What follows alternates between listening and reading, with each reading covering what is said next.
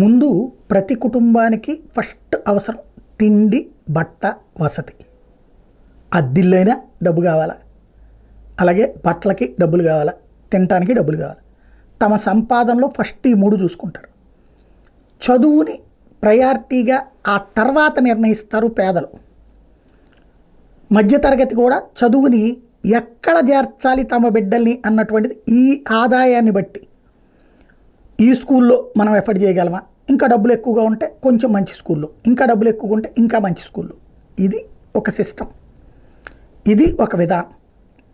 అయితే తర్వాత కాలంలో ప్రభుత్వాలే ఈ పేద మధ్యతరగతి వర్గాలకు ఫీజు రియంబర్స్మెంట్ పెట్టాక అసలు దాని మీద భారం అనుకోవడం మానేశారు.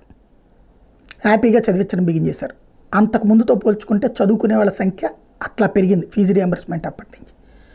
అలాగే ఇంజనీరింగ్లు, డాక్టర్లు ఇట్లాంటి ప్రొఫెషనల్ కోర్సులలో సాధారణంగా పేదలు ఇదివరకు వెళ్ళేవాళ్ళు కాదు, కానీ ఫీజు రియంబర్స్మెంట్ పెట్టాక వెళ్ళడం ప్రారంభించారు. తర్వాత కాలంలో ఆ ఫీజు రియంబర్స్మెంట్ అమలు చేసే కాలేజీలు ఫీజులు పెంచి ఈ ఫీజు రియంబర్స్మెంట్ డబ్బులు పోను మిగతాయి కట్టాల్సి వస్తుందంటే కట్టి చేర్చారు తల్లిదండ్రులు, మధ్యతరగతి తల్లిదండ్రులు.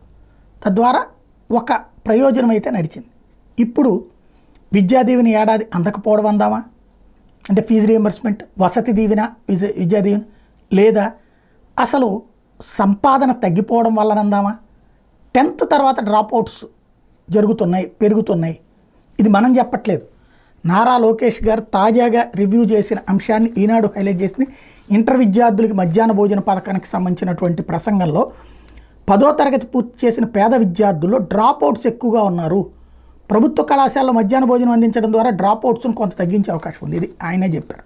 అంటే డ్రాప్అవుట్స్ ఉన్నారు, పెరుగుతున్నారు అక్కడ.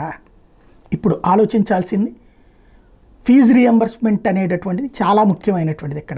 ఇక్కడ విశేషం ఏంటంటే ఫీజు రియంబర్స్మెంట్ అమ్మఒడి ఇచ్చారని ఓట్లేమే ఇట్లా. కాబట్టి ప్రభుత్వాలు ఓట్లైనప్పుడు పథకాలు ఎందుకు అని ఆలోచించడం బిగిన్ చేస్తే భవిష్యత్తులో చదువుకున్న వాళ్ళు కరువు అవుతారు. అది ఆలోచించాల్సి ఉంది.